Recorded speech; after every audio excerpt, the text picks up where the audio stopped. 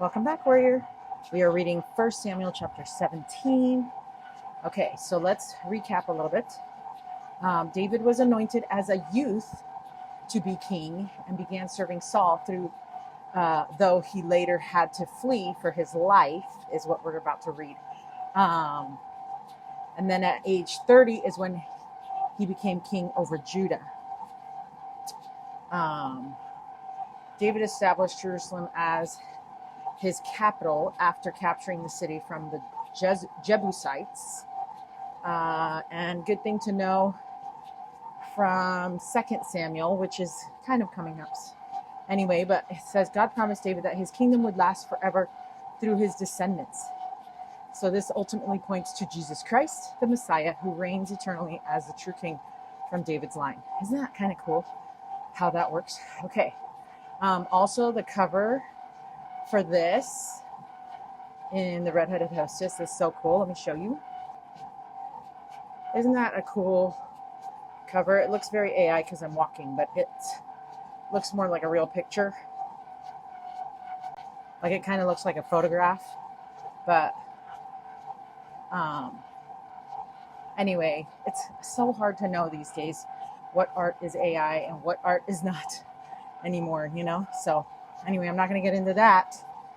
So happy Father's Day, by the way. Okay, Israel and the Philistines engage in war.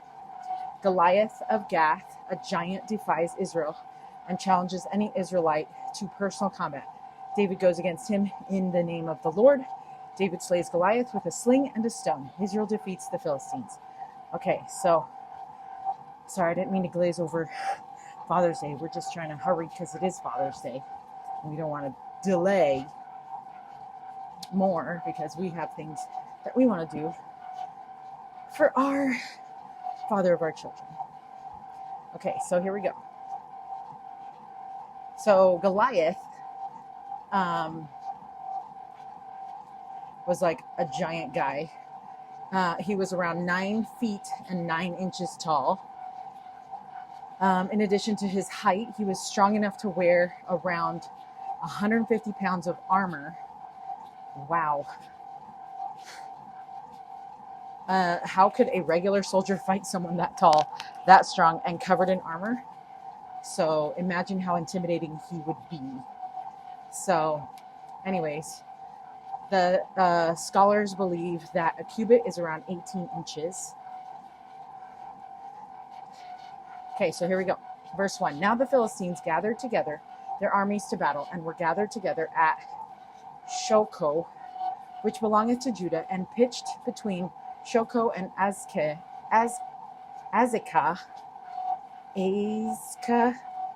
Now I don't know. Azekah in, wow. Ephes-dammim. I don't know. I should have probably listened to this so I could see how people pronounced it on the audio scriptures, huh? Okay, and Saul, the men of Israel. Hold on. I didn't notice this until just now. Okay, so now he should be fine. Okay, and Saul, the men of Israel, were gathered together and pitched by the valley of Elah and set the battle in array against the Philistines. And the Philistines stood on a mountain on the one side, and Israel stood on a mountain on the other side, and there was a valley between them. And there went out a champion out of the camp of the Philistines, named Goliath of Gath, whose height was 6 cubits and a span. And he had a helmet of brass upon his head, and he was armed with a coat of mail, and the weight of the coat was 5,000 shekels of brass. And he had greaves of brass upon his legs, and a target of brass between his shoulders. And the staff of his spear was like a weaver's beam, and his spear's head weighed 600 shekels of iron, and one bearing a shield went before him.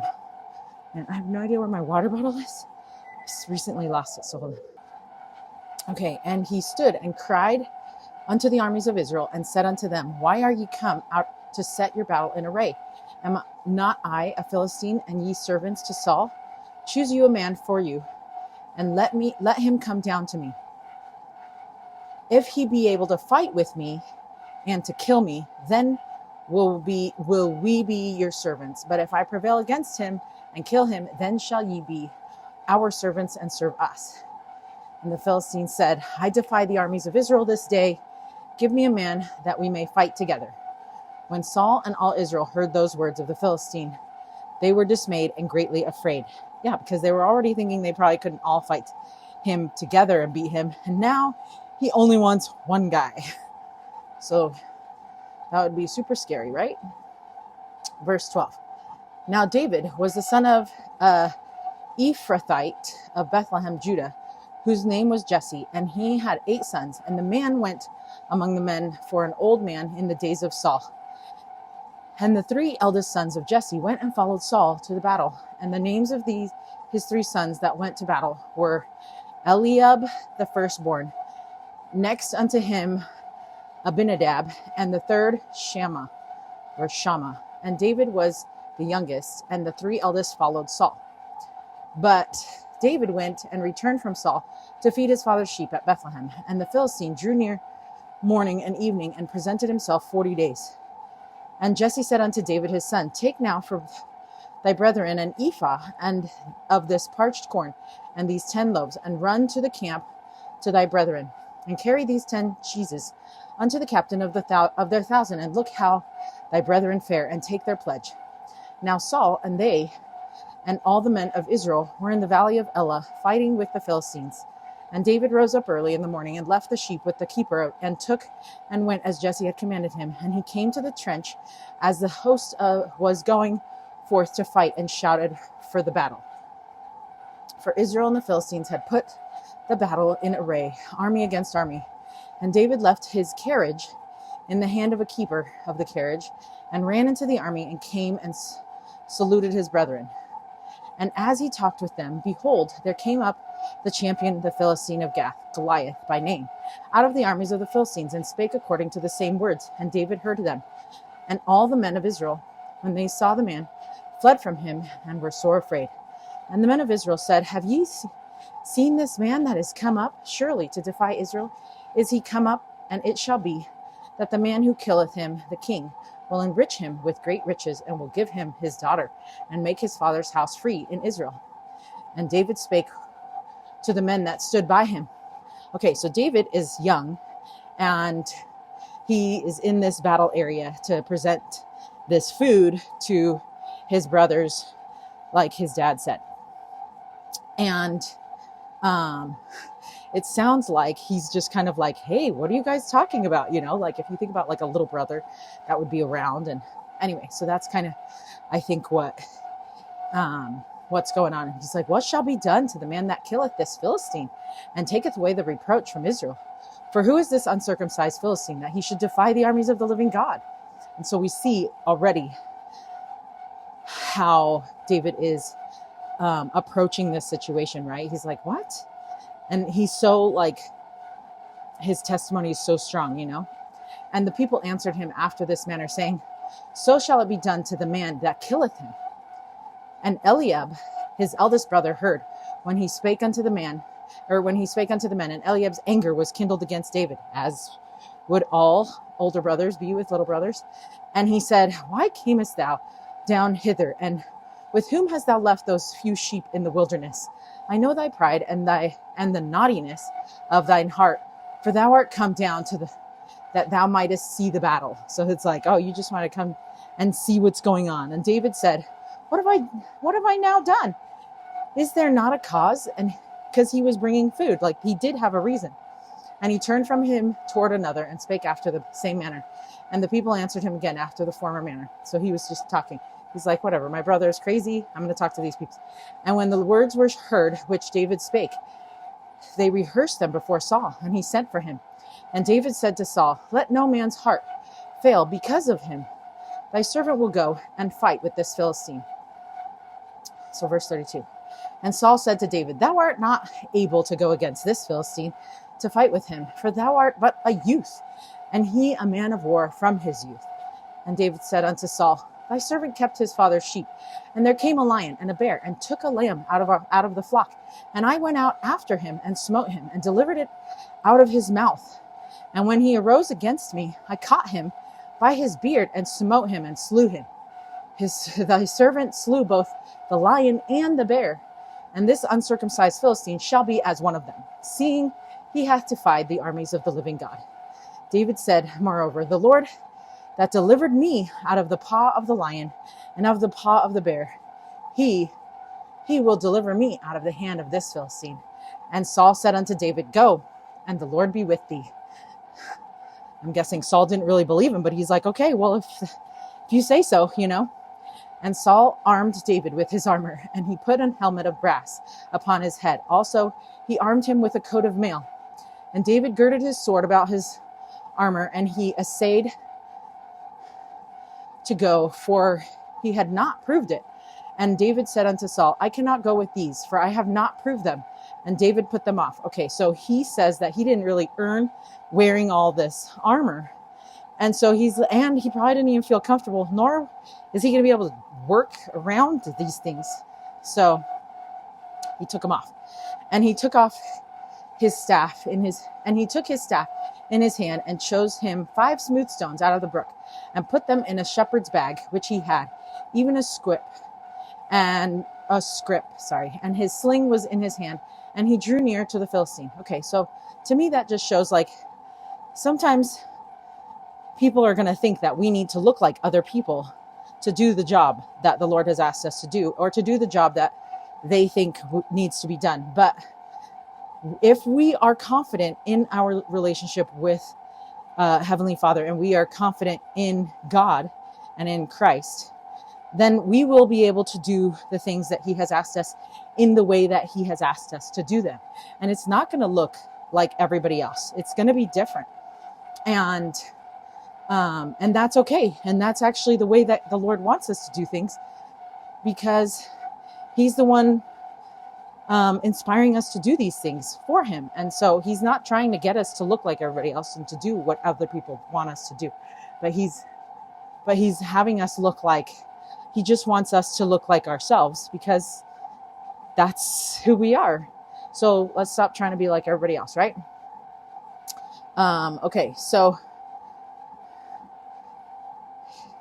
I love that he's going to use his own gifts to fight Goliath, because we need to just remember to use our own gifts and not pretend to use other people's gifts, right? And because he had so much confidence, he fought the lion and the bear. He's like, I got this, And the Philistine came on and drew near unto David. And the man that bare the shield went before him. And when the Philistine looked about and saw David, he disdained him, for he was but a youth and ruddy and of a fair countenance.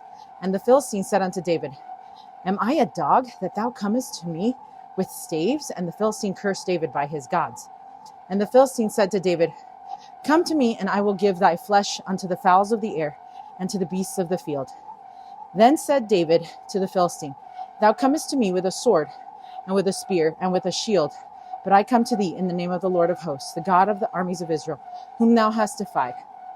This day will the Lord deliver thee into mine hand, and I will smite thee, and take thine head from thee, and I will give the carcasses of the hosts of the Philistines this day unto the fowls of the air. The carcasses, and to the wild beasts of the earth, that all the earth may know that there is a God in Israel.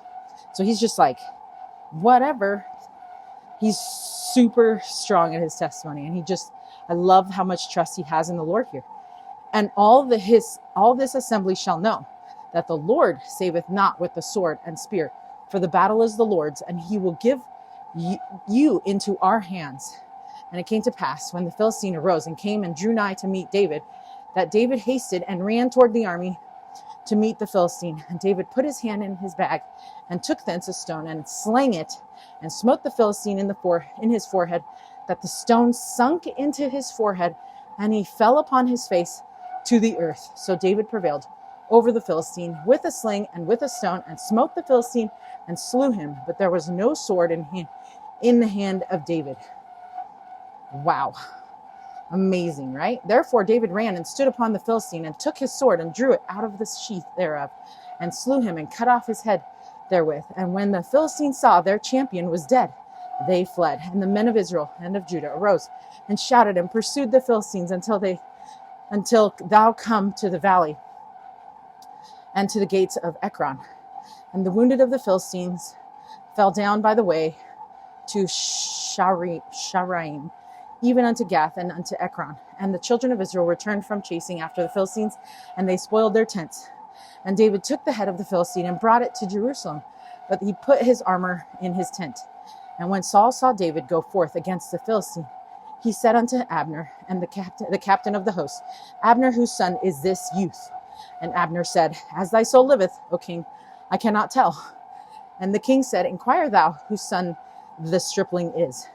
And as David returned from the slaughter of the Philistine, Abner took him and brought him before Saul with the head of the Philistine in his hand.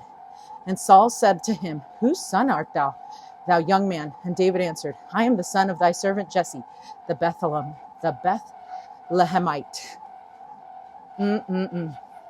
Such a powerful story, right?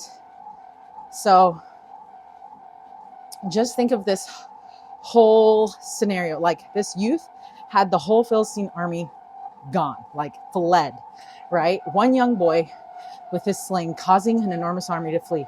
So Israel's army took courage, and then they went after them. And so now Saul wanted to know more about David, and David's life is about to completely change. So that is where we're at.